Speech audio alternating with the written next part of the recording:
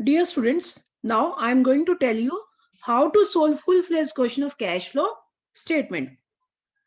I am going to take question any illustration 39 given at page 6.62. ये सबसे पहले अपने फॉर्मेट बना लेना. फॉर्मेट आपका 1.5 पेज पे बन जाएगा. फॉर्मेट बनाने के बाद और एग्जाम की अगर ब्रॉड शीट है तो 2 पेज अप्रोक्सीमेट लगते हैं. नोटबुक तो आपकी रजिस्टर तो आपका लेंथी होता है तो उसकी लेंथ ज्यादा होती है तो 1.5 पेज पे बन जाता है, पूरा क्वेश्चन सोल्व हो जाता है. लेकिन अगर बोर्ड की आंसर शीट लो तो थोड़ी ब्रॉड होती है, हॉरिजॉन्टल होती है, तो उसका 2 पेजेस तो आराम से 2-2.5 पेज जाते हैं, तो इतना मार्जिन लेके चलना. तो सबसे पहले फॉर्मेट बनाने के बाद आपने इसमें लिखना net profit before tax and extraordinary item, see note 1. तो साथ साथ ये भी लिख देना adjustments for non cash and non operating items. ये लिखने के बाद मैं यहाँ पर साइड पे बना रही note 1 calculation of net profit before tax.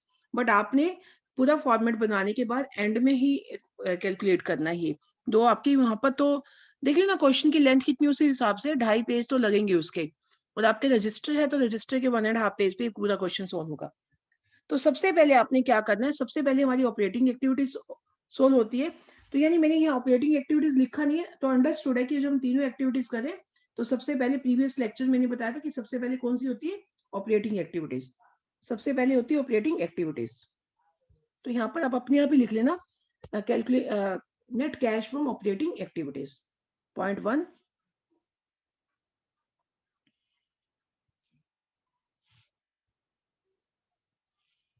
A.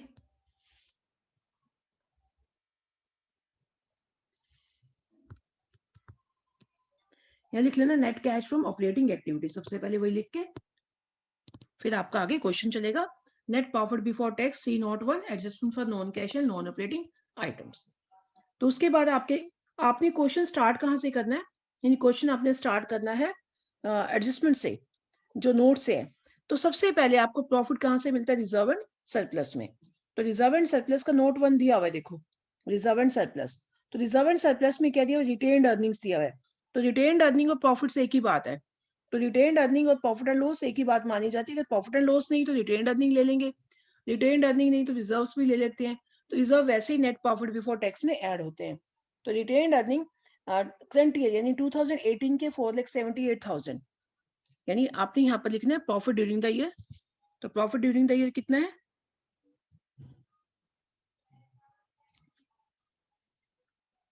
Profit during the year, profit current year कर दो बस, सिंपल. तो करंट ईयर का कितना है, यानी ये तो बैलेंसेस टोटल दिया होता है ना, 478 में से 3,56,000 माइनस करिए, कितना हो गया ये 1,22,000. ओके, तो आपके पास रिजर्व एंड सरप्लस आ गया. तो ये नोट्स आपका साइड पे चलता रहेगा, जो जो आइटम्स आएंगी. और रिजर्व्स तो इसमें कोई है ही नहीं, गिवन ही नहीं है क्वेश्चन में. तो उसके बाद सेकंड नंबर पे क्या है, long term borrowings, mortgage loan है. तो ये फाइनेंसिंग एक्टिविटी होती है. तो इसे तो अगर इसके सिर्फ परसेंटेज दिया होता तो इंटरेस्ट पेड होता, तो फिर हम इंटरेस्ट पेड कैलकुलेट करके यहाँ पर करते.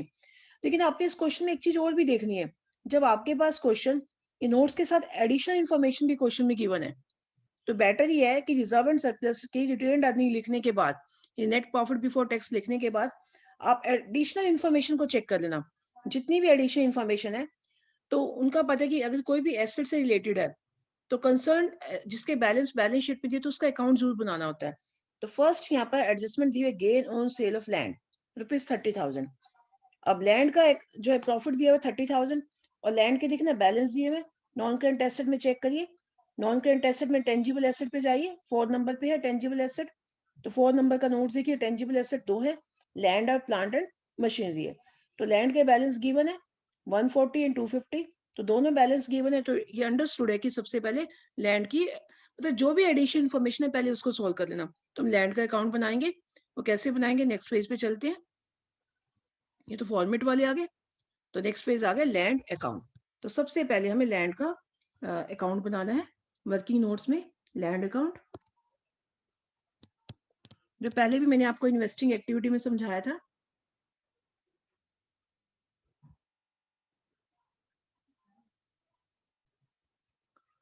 Now this is the format of land account. जब भी आपको कोई भी एडिशनल इन्फॉर्मेशन पर्टिकुलर एसेट से रिलेटेड है, अगर उस एसेट के क्वेश्चन में बैलेंस गिवन है तो उसका अकाउंट जरूर बनेगा. तो लैंड अकाउंट है, एसेट है, डेबिट क्रेडिट लिखना है। तो सबसे पहले इसका यहाँ पे बैलेंस लिखेंगे, to balance opening balance, to balance brought down. Asset के बैलेंस हमेशा डेबिट साइड से शुरू होते हैं, बाय बैलेंस कैरी डाउन। जब भी कोई एसेट अकाउंट बनाते हैं तो क्रेडिट साइड में हमें पता है कि एसेट जब बढ़ेगी तो डेबिट होती है, कम होगी तो क्रेडिट होती है।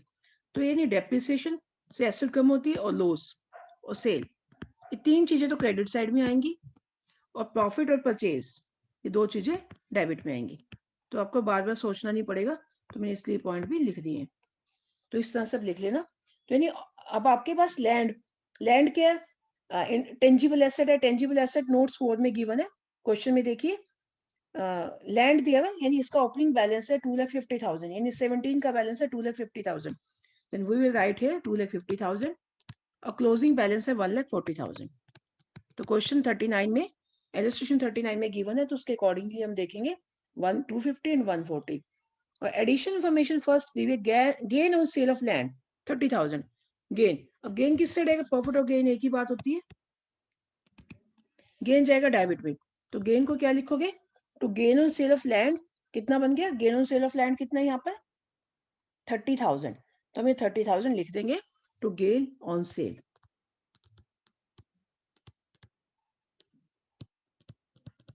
$30,000। तो ये क्वेश्चन साथ साथ मेरे करिए, तभी आपका क्वेश्चन सोल्व होगा। 280 आ गया, 2,80,000। अब बैलेंसिंग फिगर क्रेडिट साइड में आ गई 140, 240 में से 140 गया 140, तो बैलेंसिंग फिगर क्या आ जाएगी, अंडरस्टूड है कि जब डेबिट ज्यादा होता है क्रेडिट में बैलेंस आ रहा है, तो क्या है, ये बैलेंसिंग फिगर मानी जाएगी सेल। तो बाय सेल को लिखेंगे by bank account, balancing figure sale, BF sale. ठीक है, अब हमने क्या करना है, हमें पता है कि जितने भी इसकी आइटम्स हैं, जितनी भी इस क्वेश्चन की आइटम्स हैं, यानी बैलेंस को छोड़कर सारी आइटम कहीं ना कहीं जाएंगी। परचेज और सेल तो इन्वेस्टिंग में जाती है, और बाकी सारी ऑपरेटिंग की एक्टिविटीज है। और आपको ये भी ध्यान रखना, जितनी क्रेडिट साइड की आइटम है जहां भी जाएंगी प्लस होगी, और डेबिट वाली माइनस होगी। तो सेल जो है ये इन्वेस्टिंग में क्या हो जाती है, प्लस हो जाती है। तो ये साथ साथ अपनी नोटबुक पे भी लिखते जाना। और गेन क्या होगा, ऑपरेटिंग एक्टिविटी में जाएगा, ऑपरेटिंग में क्या हो जाएगा, माइनस। इधर वाली आइटम माइनस ही होती है, हमें पता है कि गेन क्या होगा, माइनस ही होगा। तो इस तरह से पहले लिख के रख लो, ताकि आपको पता रहेगा कि आपने पहले एडिशन इन्फॉर्मेशन सारी सॉल्व, नोट्स बना के, वर्किंग नोट बना के इसको सोल्व करके रख लो। उसके बाद फिर हम क्वेश्चन पे जाते हैं। इसके बाद सेकंड एडिशन इन्फॉर्मेशन क्या दी हुई है क्वेश्चन में, सेकंड दी हुई है, depreciation on plant and machinery was provided at 10% on last year's balance। यानी प्लांट एंड मशीनरी पे डेप्रिसिएशन दिया हुआ है। अगर प्लांट एंड मशीनरी के बैलेंस क्वेश्चन में गिवन है, तो इट मीन्स हमें उसका भी अकाउंट मेंटेन करना पड़ेगा। तो आपके पास फोर्थ नोट्स में टेंजिबल एसेट्स में प्लांट एंड मशीनरी का बैलेंस भी गिवन है, तो हमें प्लांट एंड मशीनरी अकाउंट भी बनाना पड़ेगा। तो let's make the plant and machinery account.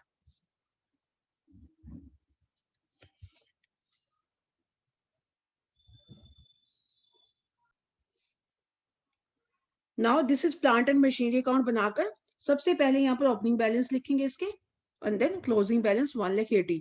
Opening आपके क्वेश्चन में 150 दिए हुए, और क्लोजिंग बैलेंस इज 1,80,000। अब इसमें क्या एडिशन इन्फॉर्मेशन दी है, इसमें डेप्रिसिएशन है 10% on last years balance. Last year मतलब ओपनिंग बैलेंस, और यहाँ पर ओपनिंग बैलेंस कितना है प्लांट एंड मशीनरी का, 1,50,000 ओपनिंग बैलेंस। तो 1,50,000 पे 10%, दैट इज 1,50,000 है ना ओपनिंग बैलेंस, तो 1,50,000 का 10% कितना आ जाएगा, इट विल बी 15,000। तो 15,000 क्या आ गया, डेप्रिसिएशन। तो डेप्रिसिएशन हम किस साइड लिखेंगे, क्रेडिट साइड, बाय डेप्रिसिएशन कितना आ गया 15,000।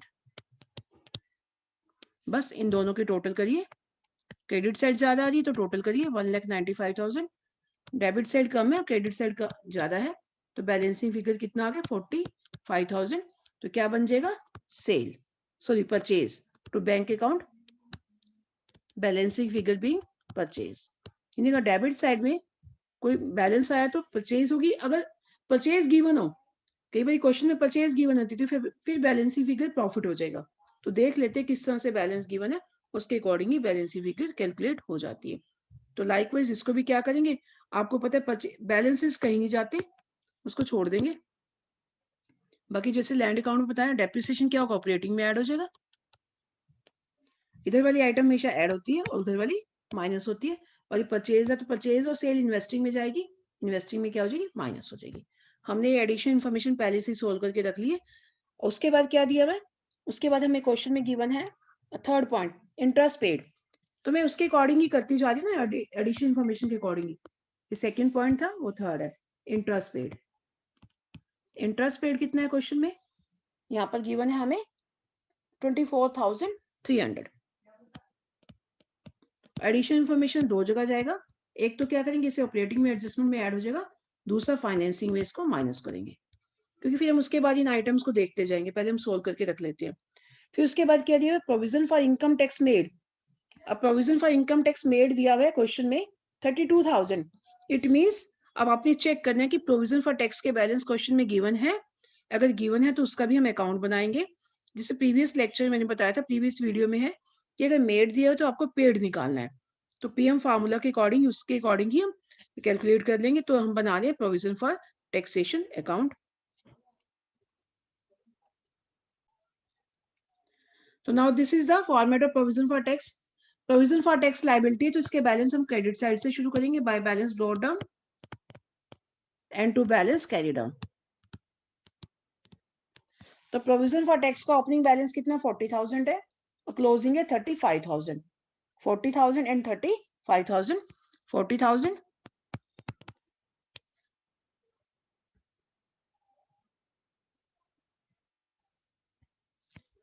एंड यहाँ आ गया 35,000। हमने अकाउंट बनाने के बाद हमेशा क्या करना है, यहाँ पर लिखना है टू बैंक अकाउंट, लिख के रख लेना है। इसका मतलब ये टैक्स पेड होता है, पेड होगा तो यहाँ लिखोगे, अगर मेड होगा तो यहाँ आएगा, उसे बोलते हैं by statement of profit and loss, bracket में लिख देंगे टैक्स मेड। यानी अब अंडरस्टूड है, अगर क्वेश्चन में पेड दिया हुआ है तो आपका आंसर मेड आ जाएगा, अगर मेड दिया तो आपका आंसर पेड आ जाएगा। अब क्या दिया हुआ, पेड दिया हुआ है, यहाँ पर मेड दिया हुआ क्वेश्चन में, यहाँ पर इस क्वेश्चन में क्या दिया हुआ है, मेड दिया हुआ है। मेड कितना 32,000, तो हम यहाँ पर क्या लिखेंगे, 32,000 लिखेंगे, ये गिवन है क्वेश्चन में। तो 72,000 आ गया, तो 72 में से 35 गया, it will be 37,000 tax paid. अब आपको पता है मेड तो नेट प्रॉफिट बिफोर टैक्स में ऐड हो जाता है और ये ऑपरेटिंग में एंड में माइनस हो जाएगा। अब हमारी सारी एडिशनल इन्फॉर्मेशन हो चुकी है, तो बस हम क्वेश्चन पे चलते हैं। अब हम क्वेश्चन क्या करेंगे, सबसे पहले बस एक एक एडिशन इन्फॉर्मेशन को साथ साथ सोल्व करते हैं हम। यानी टैक्स का कर देते हैं पॉइंट, टैक्स पेड कितना है, यहाँ पर मेड है 32,000, तो इसको नेट प्रॉफिट बिफोर टैक्स में हम ऐड करते हैं। तो फर्स्ट वाले पेज पे चलते हैं हम। हाँ जी, कितना यहाँ पर टैक्स मेड कितना निकला हमारा, कैलकुलेट कितना है टैक्स मेड है, ये तो क्वेश्चन में गिवन ही है, 32,000 इसमें ऐड कर दो। ओके, उसके बाद अगर हम क्वेश्चन को साथ साथ करना चाहें तो वो भी पॉसिबल है, लेकिन मैं कहती हूँ कि ऑपरेटिंग करके फिर इन्वेस्टिंग फाइनेंसिंग करो तो जल्दी हो जाता है। तो हमारे पास ये आ गया, हमारे पास टोटल होके आ गया 32,000। तो हमारा नेट प्रॉफिट बिफोर टैक्स में कितना आ गया, 1,22,000 और 32, अभी इतना ही है। अभी आप इस क्वेश्चन को इतना ही छोड़ो, क्योंकि देखते हैं कि और कोई आइटम तो इस क्वेश्चन में नहीं है, अगर है तो फिर वो ले लेंगे, वैसे है नहीं इस क्वेश्चन में कोई भी आइटम हो, देख लिए, चेक कर लिए। अब हम ऑपरेटिंग एक्टिविटी सोल्व करते हैं। तो ऑपरेटिंग एक्टिविटीज में सबसे पहले हम जाएंगे नोट्स में, वही रिटेन अर्निंग हम कर चुके हैं, सेकंड पॉइंट हमारा कुछ है नहीं यहाँ, third point provision for tax हम कर चुके हैं, अकाउंट बना के 32,000 मेड था हम ऐड कर चुके हैं, और टेंजिबल एसेट्स में के जो अकाउंट है उसको हम चेक करते हैं उसमें क्या ऑपरेटिंग में आता है। और एंड में चलिए फिफ्थ पॉइंट पे गुडविल। गुडविल चेक करो, गुडविल आपकी इंक्रीज हो रही है, पहले 50 थी अब 60 है, तो इंक्रीज हो रही है तो गुडविल आपका यहाँ पर एडजस्टमेंट में ऑपरेटिंग में नहीं आएगी, अगर ये डिक्रीज होती तो यहाँ पर आती। ठीक है, यानी नोट्स वाला तो हमारा सिस्टम खत्म हो गया। अब क्या है कि जो हमने एडिशन इन्फॉर्मेशन में gain on sale of land निकाला है, यानी पहले हमने कौन सा अकाउंट बनाया था यहाँ पर, लैंड अकाउंट, यहाँ से हम चेक करते जाते हैं, इसको माइनस करेंगे, तो इसको माइनस करते हैं इस वाली एक्टिविटी को, मतलब एक एक एडिशन इन्फॉर्मेशन करते जाएंगे। तो ऐड की आइटम्स अलग हैं और लेस की अलग है, तो लेस वाली हम कर देते हैं गेन। तो गेन कितना है यहाँ पर 30,000, तो इसको माइनस में रखते हैं यहाँ पर हम। उसके बाद जो दूसरा हमने बनाया था प्लांट एंड लैंड अकाउंट का, तो गेन आ गया, प्लांट एंड मशीनरी वहां पर सिर्फ क्या था, डेप्रिसिएशन था, और डेप्रिसिएशन आपको पता है क्या होता है, एडजस्टमेंट में ऐड होता है, तो डेप्रिसिएशन ले लो यहाँ, डेप्रिसिएशन कितना है हमारा यहाँ पर, दैट इज कितना था 10% डेप्रिसिएशन 15,000, हम कैलकुलेट पहले ही कर चुके हैं, तो इसे लिखिए 15,000। उसके बाद आपके पास थर्ड एडजस्टमेंट थी इंटरेस्ट पेड। इंटरेस्ट पेड दो जगह जाता है, एक तो यहाँ पर ऐड हो जाएगा, एक फाइनेंसिंग में माइनस हो जाएगा। कितना इंटरेस्ट पेड 24,300। उसके बाद है टैक्स वाला पॉइंट हम कर चुके हैं, ये सारी हमारी एडिशन इन्फॉर्मेशन हो चुकी है। तो इट मीन्स हमारा नेट प्रॉफिट बिफोर टैक्स की कोई भी आइटम नहीं है, तो इसको टोटल करोगे आप 1,54,000। इसको यहाँ पर लिखोगे, अभी फर्स्ट वाले कॉलम में जाएगा कि जब तीनों एक्टिविटीज होनी हो तो 1,54 में दोनों आइटम्स प्लस हो जाएंगे, तो ये आ जाएगा 1,93,300। इसमें से 30 माइनस होगा, तो ये आ जाएगा 1,63,300। ये क्वेश्चन का पहला पड़ाव है, तो इसे बोलते हैं operating profit before working capital changes. बस अब हम क्या करेंगे, अब हम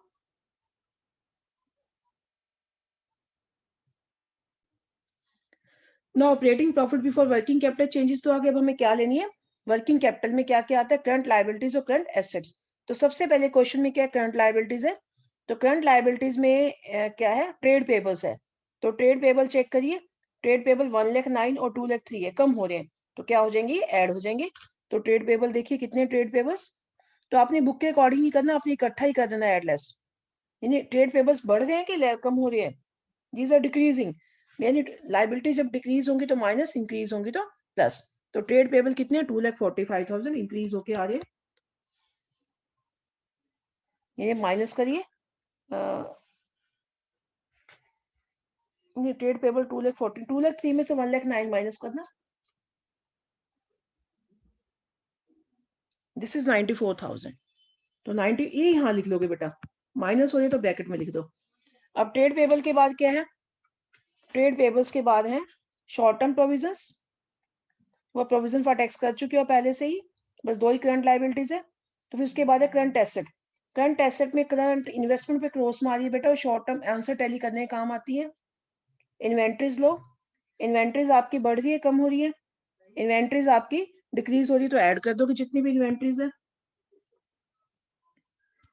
कितनी इन्वेंट्री 45,000 ऐड हो जाएंगी। उसके बाद क्या है, ट्रेड रिसीवेबल है, वो आपके लेस हो जाएंगे, इंक्रीज हो रहे हैं, तो कितने हैं वो 2,45,000। इसके बाद क्या है बच्चे, बस यही आइटम्स है ना, ट्रेड रिसीवेबल है, इन्वेंट्रीज है, बस कैश एंड बैंक जो है, कैश एंड बैंक आपका आंसर टैली करने के काम आता है। बस अभी जब इन तीनों को एड लेस करोगे तो आपके पास आ जाएगा cash generated from operating activities. तो ये सारा माइनस करके आपके पास आंसर आ जाता है एड लेस करके, दैट इज 3 आ गया 1,30,700 माइनस में आ रहा है। तो इसमें से टैक्स जो है पेड माइनस कर दो, टैक्स पेड कितना था, मेड दिया हुआ था, पेड आ गया था, आपका आंसर आया था 37,000। जब 37,000 माइनस करोगे तो माइनस माइनस दोनों क्या हो जाएंगे, प्लस, तो ये आंसर आ जाएगा cash used in operating activities 1,67,700। ठीक है, ये आपकी ऑपरेटिंग एक्टिविटीज आ गई। तो लाइकवाइज अब सेकंड पॉइंट क्या आएगा, इन्वेस्टिंग एक्टिविटीज। इन्वेस्टिंग एक्टिविटीज में क्या आएगा, इन्वेस्टिंग तो आप कर ही चुके हो, इन्वेस्टिंग में तो आपने वही दो ही तो एसेट्स है आपकी, कौन सी, लैंड है और प्लांट एंड मशीनरी और परचेज ऑफ गुडविल है, तीन ही आइटम्स है आपके पास। Purchase of plant and machinery आ गया, कितना है 45,000। इसी तरह से आपके पास गुडविल भी आ जाएगा, सेल ऑफ लैंड भी आ जाएगा। तो आपके इन्वेस्टिंग एक्टिविटीज तीनों आइटम्स को करने के बाद आ जाएगी 85,000। तो जितना टोटल आएगा इसको यहाँ लिख दोगे। उसके बाद जब फाइनेंसिंग करोगे तो फाइनेंसिंग में आपको जाना है शेयर कैपिटल पे, सबसे पहले थर्ड नंबर पे। तो सबसे पहले वहां पर है लोन है, शेयर कैपिटल है नहीं, लोन 170 है और एक लोन इंटरेस्ट ऑन लोन है, दो ही है सिर्फ फाइनेंसिंग। एक लोन है, लोन आपका इंक्रीज हो रहा है 1,70,000, और इंटरेस्ट पेड आपका एक एक्टिविटी ये है, इंटरेस्ट पेड कितना है 24,300। बस ये माइनस हो गया, तो आपकी फाइनेंसिंग एक्टिविटीज भी आ गई 1,45,700। बस इन तीनों को प्लस करोगे तो आपको आ जाएगा कैश। अगर प्लस में आंसर आता है तो नेट इंक्रीज, माइनस में आता है तो डिक्रीज। तो यहाँ पर प्लस में आंसर आता है तो